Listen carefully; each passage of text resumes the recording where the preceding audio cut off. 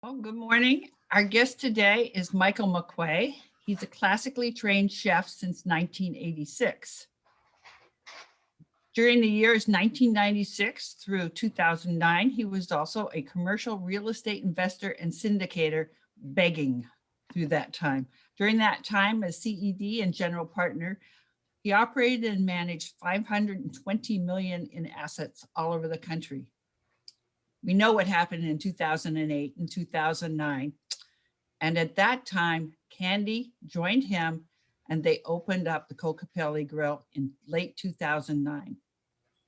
Before this time, and as we speak, Candy is at his right and left hands as general manager and entrepreneur in their restaurant business for the last 25 years. In late 2009, Kokopelli was a shuttered venue. Michael and Candy extensively remodeled in 2013.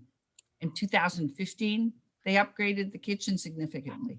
And then in late 2016, they took the old Bork and Johnson paint store and opened up Coyote BBQ Pub.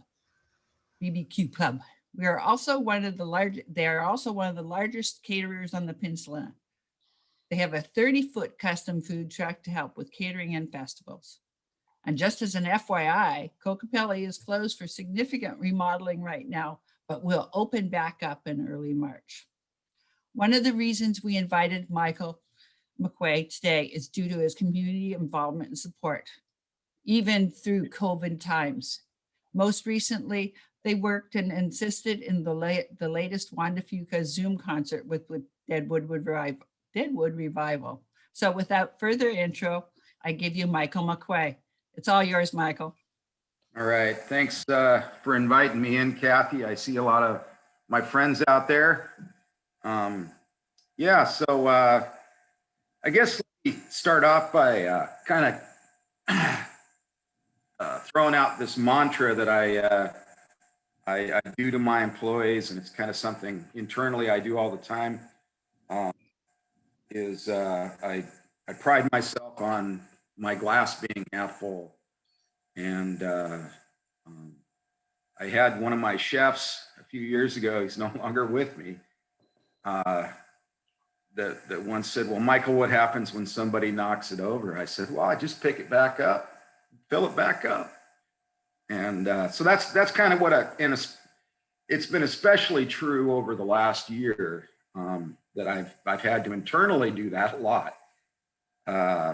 So Kathy asked me to come and kind of just give my narrative of what COVID has meant to us. I mean, most of you know of us or have been in my restaurants over the years, and we participated in functions for the Rotary Club and a lot of charity functions around town. Plus, we're as Kathy mentioned, I mean, we do catering events from 50 to 500 people, and there's really only two of us on the whole peninsula that can do the large venues that we do, Cedars of Dungeness being one of them for outside catering. And that's been some part of our business that really started exploding just a few number of years ago, which is why we had that custom food trailer built, which now sits pretty much parked. But it's in good shape and ready to go again. We've actually been able to use it a few times down at McKinley. They've been great supporters of us, and we're big supporters of them. What a blessing having McKinley back, that plant back up and operating. We did a whole hog forum a few months ago, kind of as a kickoff, and it was, I've done them before personally, but we'd never done one in our big smoker, and we had to do some custom things to it to make it work. But we smoked 130-pound hog for 22 hours, and it was friggin' phenomenal. So we look forward to, actually, I've got a few more of them on the schedule this summer, if everything works out. So we're looking forward to doing that. And if any of you have a big event, it's really incredible if you've never seen a whole hog just the presentation, besides it's delicious, we shoot it up with apple, kind of an apple juice brine overnight. And I got this big injection system that's pretty awesome. And it's just a low and slow deal. And we do it, it's called running hog style. So the hog looks like it's about to get up and start running. My wife wasn't a big fan. She didn't want to look at the head and the and the whole thing. But guy like me, I get pretty excited about that kind of thing. So anyway, so back to the subject, I guess, and I've probably only got about 15 minutes, you guys, because I'm the guy that is the first one at the Coyote in the morning to swap out the meats in the smoker and put the ribs and chicken in and that kind of thing. Wasn't always that way, but when we slimmed ourselves down and I tried to save labor, so I'm kind of the first one in to do that. But I've got a good 15, 20 minutes. And so and that's probably all I need. And if any of you have questions along the way, I'd be happy to answer them. Start off by saying March 16th was a really, really bad day last year. It took, and at that point, we had no idea what was going to happen. We didn't know if there was going to be any fiscal relief from the state of Washington or the federal government. And Candy and I had just started really getting into the hiring process. We start in February and March to get ready for the summer, and put it in perspective. In the wintertime, we go from 22 to 24 employees to well over 70 that we need to operate both restaurants and the catering by June. So we were probably at about 60 employees. Matter of fact, I know we were when the whole thing happened. So there was a few dark days, got to be honest. Personally, it took me about 5 or 6 days to crawl out of my hole and fill my glass back up, so to speak. We got that food truck, and I'm a good friend of Jack Harmon's, and he's got that property on 8th and Lincoln. And he'd been actually asking me to come do something on that property for a couple years. And I called him up and I said, "Hey, Jack, can we do something up there?" And so we did, and it was pretty darn successful. It was interesting to actually operate. Normally with the food trailer, we come in and we do a venue or catering deal or a festival, and we leave. Operating it as an actual restaurant was a little bit of a learning curve. Thankfully, we still have Coyote as the base kitchen, which made things a lot easier. But and it did a couple things. We didn't make a ton of money. Maybe we only broke even for those few months until sometime in June, whenever we were able to open up at 50%. But it kept us relative, not just to ourselves, but to our community, I think. And we were able to keep a bunch of people working that would have gotten laid off. I mean, we literally laid off 45 people in one shot in March. I kept a few on to do some things, and then almost immediately we got the food truck up and running, and it turned out to be a big blessing. Kept us all busy and relevant, like I said, and we may do it again this spring. We'll see what happens with any future openings, which I believe are coming. So in June, we were able to open up Kokopei Grill. We did try to do some takeout from Kokopei, probably about the same time we opened the food truck. And we'd never, I mean, we've always done a little bit of takeout of that restaurant, but as you know, it's more of a higher end deal and fresh seafood and we didn't really know how to do it. And we kind of learned and said, nah, we don't want to do this. So we shuttered it again after only about a week and a half, and unfortunately had to relay off about a half a dozen people.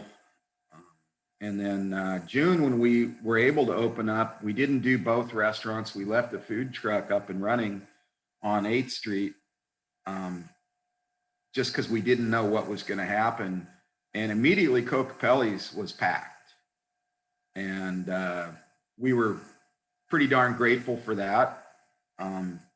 But I still waited till right after the 4th of July to shut the food truck down when it became apparent that as other restaurants were reopening, the people really wanted to sit down and eat, which, you know, it's a beautiful thing.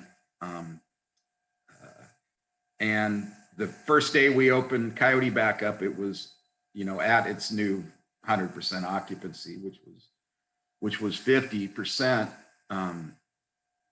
And we weren't ready for that either, just FYI. I mean, a lot of people have been laid off, you know, especially the servers, and there'd been some management changes. And it took us, gosh, probably about 3 or 4 days to get back in our groove and go, gosh, this is a restaurant, you know, you know, customer service is really important. But, you know, we all ran around, did what we had to do. And I think Coyote's been running better than ever as far as that goes. You know, we're all kind of in the same boat. I can tell you that, you know, and I'm going to jump around a little bit, but we had anticipated some kind of. First of all, I wasn't surprised, you know, in November when the governor, or October, whenever that was, November 16th, when the governor, 18th, when the governor shut us down again. I was anticipating that happening, watching the numbers go up across the state. Really disappointed though that this new matrix didn't include Clallam County and Jefferson County in the reopening, with probably everybody else in both of our counties. We were really excited about, you know, doing some really nice Valentine's specials at Kokopelli. It's a huge day for us. You know, besides the summer months, Valentine's and Mother's Day are huge days. So that was kind of another blow, but we were getting ready to do a bunch of remodeling anyway. So we just started that a little bit early. So one of the biggest challenges for any business that is, you know, and so it's not just restaurants. I mean, spas, and, you know, they've been open and closed and open and closed. I mean, theaters, you know, our theaters got to open up for what, 3 weeks, 4 weeks before they got shut down again. I mean, I can't even imagine that. You know, they're kind of a seasonal business like we are. You know, and one of the big challenges for restaurants on the peninsula is we're so seasonal. I mean, if you can imagine your staffing having to more than triple every spring to deal with the demand that only lasts about 4 months, and then crank it back down. Luckily, we have a lot of you know, students and people that just want to be here for the summer, and so it's always kind of worked out. But it's always a strain and a big challenge to do that. So you know, like starting to bring people back, and then like I said, in last March, it was pretty tough, you know, laying off all those people all in one swoop, when, you know, a full full third of them we had probably just hired within the last 2 or 3 weeks. So, you know, that's a challenge every year. It's going to be a bigger challenge this year as we try to figure out what's going to happen. You know, having some certainty in what you're doing. I mean, we've been here doing this for 11 years, over 11 years now. We kind of know how it works, and we don't know how it works anymore. And that's extremely challenging. It's on my mind every day when I get up. You know, we're blessed. My wife and I have done a really good job of managing our cash flow over the years. And so we're probably not in nearly as bad a shape as some other people. And on top of that, we've been very aggressive on being on the front end of, you know, help that was available from the federal government and the state. Graham, I see is on here. He's been a big help to us managing the whole PPP world. First Federal's been a big partner of ours for a lot of years, and they've been very helpful with that as well. So because of those things, we've, you know, Candy and I put off doing replacing the floors and doing some other upgrades to the restaurant for a couple years anyway. And so we've taken this opportunity to get that done. And it's pretty significant. We're working with McCrory's. They actually start the flooring on the 15th. It's going to be a couple weeks for them, but we've already completely tore the restaurant apart. We're redoing walls and fixtures, and it's going to have a pretty significantly new look. The furniture was already pretty nice. We'd replaced that back in 2015. So you're going to see some pretty cool changes, and we anticipate being open right around the 1st of March if there's things to open. And I'm pretty sure that we'll be at least 25%, if not even better than that, by March 1st. That's my unprofessional opinion, but that's what we're shooting for. There's been a lot more challenges than just dealing with the uncertainty of business. You know, one of the bright spots, Scott Nagel, most of you know, operates the Crab and Seafood Festival. I'm a pretty big part of, you know, in the background of with Toga and Neil on how that thing gets put together. And Scott and I were talking the other day, kind of the first conversation about planning, and he's really nervous about doing the festival this year. I mean, it takes a lot to get it ramped up, a lot of advertising on the front end, spending a lot of money, and then you're buying crab that you never know for sure how many people are going to show up to eat. You got to buy it in advance, and, you know, figure out how to charge for it. I mean, we don't even know what the price of the crab is usually until about 3 days before we place the order the week of Crab Fest. But my opinion to him, and it's just my opinion, was and is based on what I've already seen from last summer when, you know, the gates got open at 50%, is that the people are desperate to get out and do something. There hasn't been a festival, music festival, anything in almost a year now. And most of the festivals especially the early festivals, are getting canceled right now because of uncertainty. You know, we know that Lavender Festival got canceled because they don't know how to plan and they can't afford to lose any more money. I think maybe the Wooden Boat Festival still may happen. I'm Barb Trailer over there. I've been in talks with her for the last few weeks, and so we're a big part of that festival as well. So we'll see. They haven't canceled it yet, but they're not ready to move forward with what they need to do. Anacortes Festival, I think, is still tentatively planned, but I got a feeling that one's not going to make it. I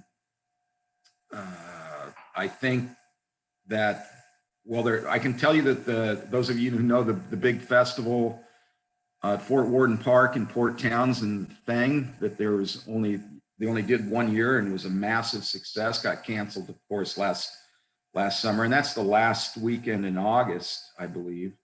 Right now it's still on and they're planning on that going forward. We're one of only about 6 food vendors, at least the first time, for that deal.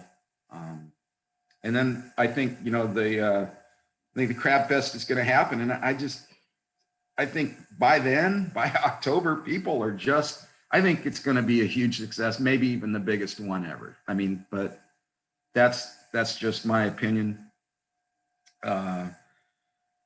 So challenges, another huge challenge has to do with dealing with the state and in the future of things like UI, unemployment insurance.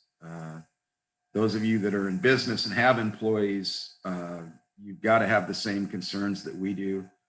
I think they put a Band-Aid on it a couple days ago with the new bill that just got signed. I don't know if the governor signed it yet, but I anticipate he will. But when we did the calculations, it was over 400% increase in my unemployment insurance that was going to start hitting us in the first quarter, at the end of the first quarter.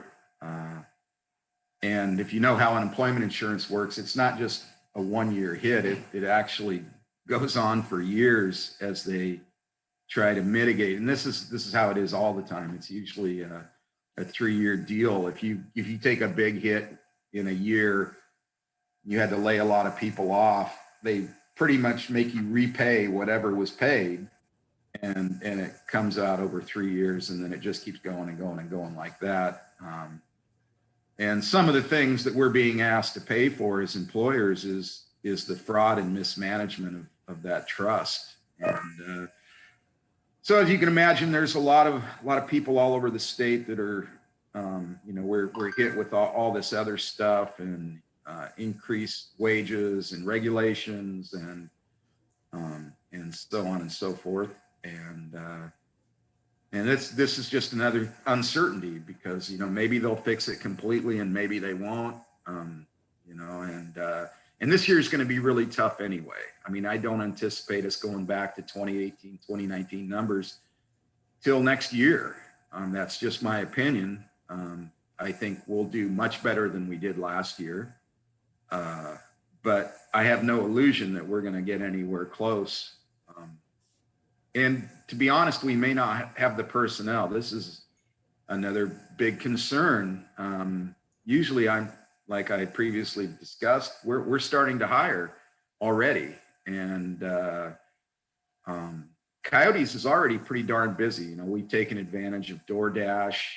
That took some massaging to get that thing working pretty well. And it took a learning curve for us to do as much takeout as we're doing, whether it's DoorDash or curbside or people walk in and pick up their food.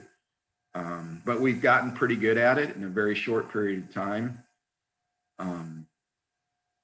And we've got to figure out when we get to start reopening how we can manage some of these things together. And I'm not sure we can. I'm not sure DoorDash is going to stick around. But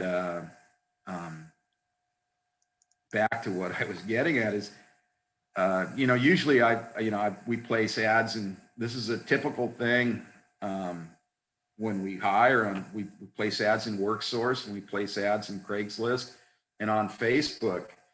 And I can tell you that I've had those ads have been running for 3 weeks now, except for on Facebook. And we've had one applicant, which is very, very bizarre. And a couple of the people that we already have started trying to bring a couple people that got laid off in this last deal back, and they're pretty much saying, nope, making too much with the stimulus and the unemployment, that when you fully reopen or close to fully reopen, I'll come back. And and I could be a hard ass and go onto my employment security portal and give them the big boot, but these aren't low level people. They're pretty significant parts of our operation, and we went through that when that $600 stimulus was going out back in March and April, when we started operating the trailer, and then for sure when we opened up Kokopei, there was a few people that just said nah, and so that's another pretty tough one. But that being said, my glass is half full. So I think that's all I got, Kathy. Thank you so much. Michael, do you have any time to take a question or two if there is? Yeah, I've got about 5 minutes. I have a quick question for you. I heard yesterday that Canada's going to stay shut down for a little while longer. I'm sure that has an impact on you, question mark? Yeah, it actually, we thought it was going to have a huge impact last summer. It had no impact. It's probably got an impact now, but we're not really open. We've got, those of you who don't know, there was an edict a couple of weeks ago. We've got the garage door open, and we've got some limited seating in Coyote, albeit it's very cold. We do have some heaters and stuff working. So, on the weekends, Coyote's as busy as we could absolutely be. The limited seating we have and the takeout and the DoorDash. But we were at full capacity, based on how much the 50% deal, pretty much from July through September, without any ferry traffic, which we were really surprised about that. Okay. Other questions? Hey, Michael, this is Scott. Hi, Scott. My company's been notified about all the second PPs. You may want to talk to First Federal about if your business qualifies for another round of influx of cash. So basically, if you can show your P&L from any quarter of last year compared to 2019 to 2020, if you dip below that, you qualify. So you may want to talk to First Federal and get some more money. Yeah, we were actually all over that. There's some challenges if you had a previous PPP loan that you had already you'd already asked for forgiveness, applied for forgiveness, and that had not been completely gone through, that they hold up your second PPP application. Although working with Graham, he's helped a lot with us navigating, and the bank. I guess those funds are still set aside, even though they won't formally accept the application for the second round and issue you a loan number. But we're pretty much through that process now. I believe that'll be over in a week. And it's actually even better, Scott, than what you just described. If you're a seasonal business like us, you can take 6 months. And if the other 6 months are have a 40% lower revenue, or excuse me, I think it's 35. Anyway, whatever, we totally blew away that threshold. Then you can take those 6 months, divide them by 6, and come up with your 1 month loan amount times 3.5, which got us another $100,000 on the second round. And I could have borrowed a lot more than I did on the first round. We didn't know what was going to happen, and we easily met the threshold for forgiveness on the first round with just payroll and without any expenses at all. But thank you, Scott. Graham is the expert. Anybody out there that's having a hard time navigating this, he's the guy. Well, hang in there, Michael. We'll be back in your restaurant full force. Thanks, Sooner Scott. than-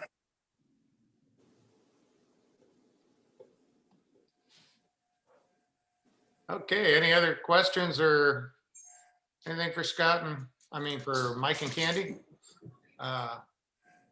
Mike, I want to thank you for getting up this early. I know you get up early anyway and stuff. We'll let you get down to Coyote and swap out your meat because I plan on making an order. So want to make sure. All right. So, And if you can brave the cold, wear a hat and a big coat and come on in. It'll be usually for sure packed by 5:30. Packed. like I said, we appreciate everything you do, and we've used you in the past, and we plan on using you again and stuff. So keep up the good work. There's light at the end of the tunnel here. Yeah, like I totally believe that. Your glass is All right. half full. My glass is half full. Thanks, everybody, and thanks for the invite. You guys do great work for our community. If I had more time, I would. I sit on a couple other boards and running both restaurants and everything. If I ever retire, if I ever get to, I will definitely join your organization. I'd be honored. We'll keep that invitation open for you, Michael. Okay, thanks, everybody. All right. Bye-bye.